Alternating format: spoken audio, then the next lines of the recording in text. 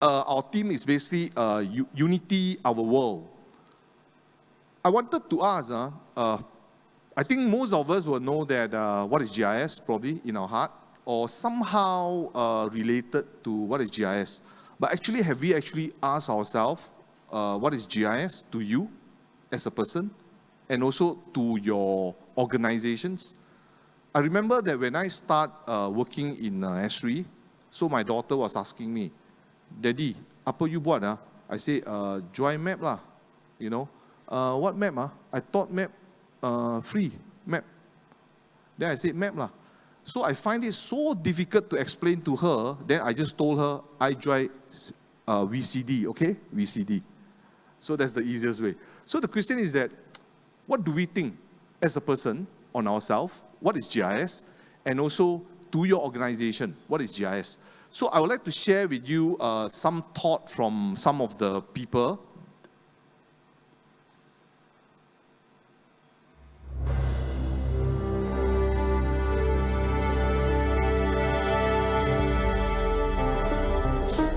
What is GIS? Great question. Let's start with just one of probably countless examples we could choose from. So suppose you live somewhere like I do here in San Diego, where we are getting more and more floods, and you want to know if your home's at risk. You would want to know, are you in a floodplain? What about drainage? How much rain did you get? How might that change in the future? When you start to combine and layer all this data with GIS, you can actually see how at risk your home is to floods.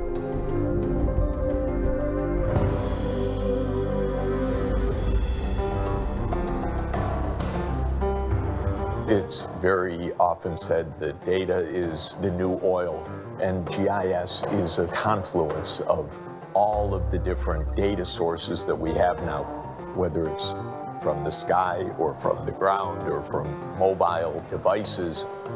Anytime it matters spatially how two things are related, and that's just about everything in this world, you need GIS.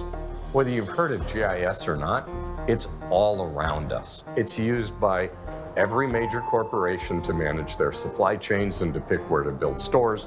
It's used by utilities. It's used by transportation companies. It's used by every governmental body. But it's also about what's happening in your neighborhood, what's happening in your community, which is why it's kind of remarkable that so few people know about it. A community occupies a space in the globe, right? For a city, the city is responsible for that space. From land parcels to where are utilities located, to the conditions of the roads or the transportation system. All of that occupies the space. And so I really can't see a way to manage all that without GIS. With GIS mapping, we can work much more closely with communities that have been marginalized for so long. It gives you this ability to problem solve with so much more information. If you think about people are living on this much money and they have this size of household and they tend to be working multiple jobs, low-wage jobs, being able to see those layers gives you a different view so we can create a different future in those spaces. In the GIS industry, some estimates are that it's going to double between now and 2027. Our clients use GIS in insurance to help understand risk. In agriculture, it's used to help farmers make better decisions about what to plant. We also see a lot of businesses looking at how they optimize their supply chains. You can look across your entire network of suppliers and make different choices to meet whatever your goals are. And it could be about saving money, it could be about efficiency, but it may also be about sustainability. And those things don't contradict each other, they can all come together. GIS has been absolutely transformative. It's the ability to bring the art and the science of decision-making to the table. Let's say you're a retailer and you're thinking about expanding into new markets. You can look at, where do my customers live? Where do they shop? Where are my competitors? Combine all this data, and you start to see great options for store locations. So we can use GIS to look at how their business decisions might impact their bottom line.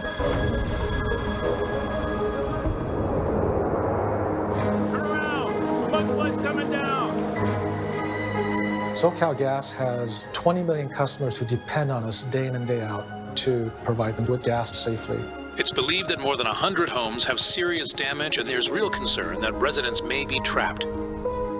Montecito was a major event. We brought our GIS team actually on site to Santa Barbara, and they were working directly with first responders, and we could manage it together as a collaborative team. By having all of our data on GIS, it allows different departments to go to the same portal. They can look at, are there environmental layers? Are there urban planning layers? Are there safety risk layers? So we can make much more holistic decisions in real time. That's what GIS has done for us.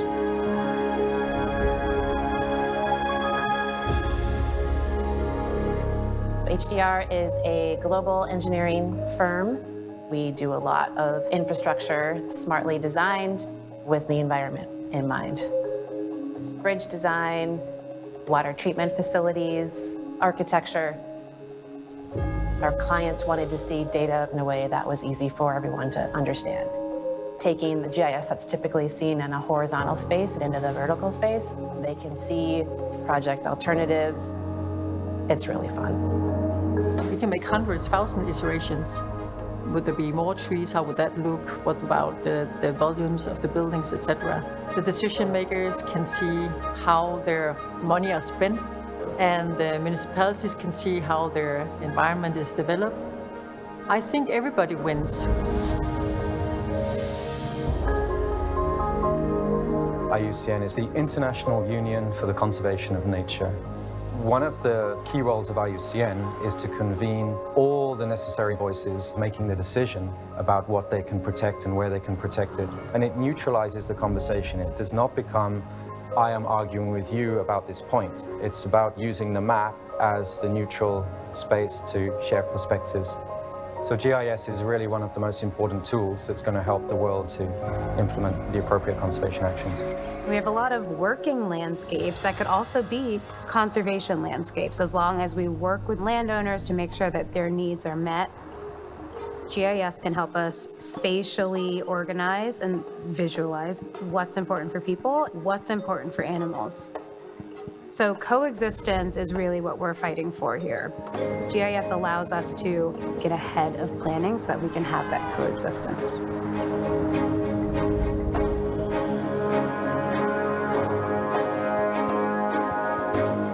So much of what people in developing countries face, whether it is the need for basic services or getting children to school or getting goods to market, it's all geographic.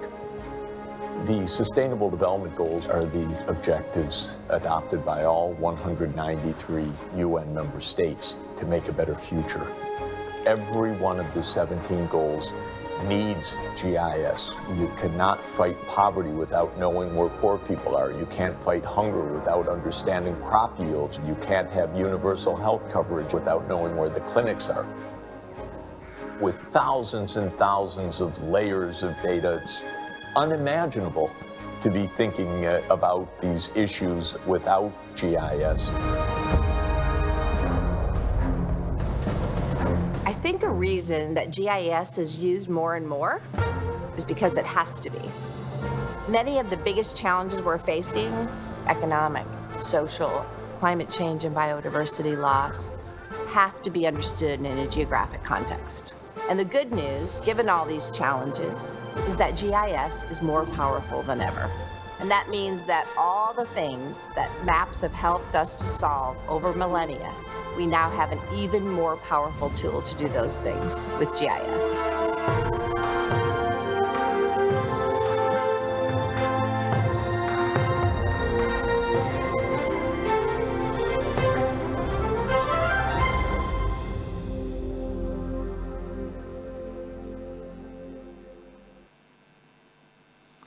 Yep, thank you. I hope you liked the video. I think from the video you can see that GIS means different things to different people, to different organizations.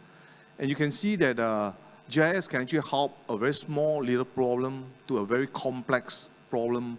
And one thing for sure, everything that GIS do is always make the world a better place for all of us, and also it actually improve every one of us, the way we actually live in the world. Yeah, this is important. And today, probably you may want to start to think about where is our data right now, as an organization, as an individual, and how are we using the data that we had right now, right? In fact, if you look into the video that where all this project, all this GIS has been used worldwide, in Malaysia, we do have our share as well to do something to the world. Just wanted to acknowledge and also to share with you that we have last year, these are some of the projects, and we recognize that as one of the projects that you may not know, right, if you are not involved in the project, but indirectly, eventually, you will be benefit out from it. You know, I'm not trying, I mean, I wouldn't want to go into a detail on all this project because the presenter will present it, so I just don't want to you know, a spoiler on this story, right? Yeah. So what I want to say is that we have been recognizing the project from the start of 2017, and all these years, these 8 years, we have many good, significant projects, and I'm sure that you probably in your life, day-to-day life, you are able to you know, to feel it that certain agencies implemented certain projects. It actually benefit to our life. These are some of the projects that we have already done it since 2017 to now, 2023. And I just want to share with you this local project, as you know, that we were actually nominated to our international. And last year, we have 3 winners, Alam Flora, DBKL, and also TNB. Congratulations to them. And yeah, I just want to say is that our project in Malaysia is not only that we are proud of it, but it has been also being recognized worldwide as something we have contributed to the world as a better place as well. Just wanted to share a little bit on your side. I like award as well. So I'm very honored that last year, S-Street Malaysia was being voted or has been awarded to become the best office, S-Street Malaysian office outside US, worldwide. So basically what it means is that we are being recognized in terms of our service, in terms of our support, and also in terms of the project that has been delivered and implemented in Malaysia. So thank you to all of you all, so that I actually got this award as well. Thank you. Yeah. And the other thing I want to share is that I'm not sure whether how many of you all know that there's a GIS day. I mean, we started very young. We know there's a teacher day, right? Then slowly we know that there's a Earth Day. We have a Valentine Day, a lot of day, you know. Then, yeah, I'm not sure whether how many of you know GIS Day. Actually, there was a GIS Day. The GIS Day actually fall on the 3rd Wednesday of November, 3rd week of November every year. And this year, we are celebrating the GIS Day as well. And any of you all wanted to attend, we actually held it at our office. Our office, even though we got a nice big office, but the space is also quite limited. If you intended to join, please